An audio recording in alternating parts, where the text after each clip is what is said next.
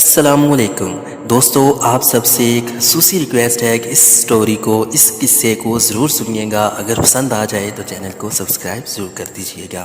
ایک film theatre نے اعلان کیا کہ 8 منٹ کی ایک فلم نے دنیا کی بہترین شارٹ فلم کا خطاب جیتا ہے، لہٰذا یہ فلم سینما میں مفت میں ڈسپلے کرنے کا فیصلہ کیا گیا ہے تاکہ اسے دیکھنے کے لیے سب سے بڑا ہجوم جمع ہو سکے۔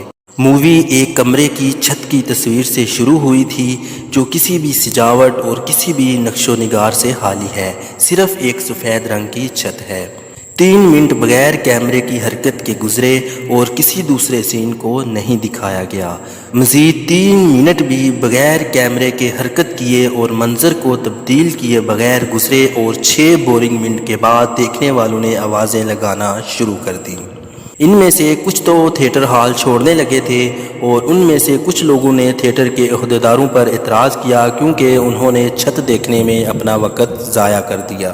پھر اچانک اکثریت میں تشویش پیدا ہونے لگی اور وہ رخصت ہونے ہی لگے تھے کہ بغیر کسی تفصیل کے کیمرہ آہستہ آہستہ چھت سے دیوار کی طرف چلا گیا، یہاں تک کہ وہ نیچے کی طرف فرش کی طرف پہنچا۔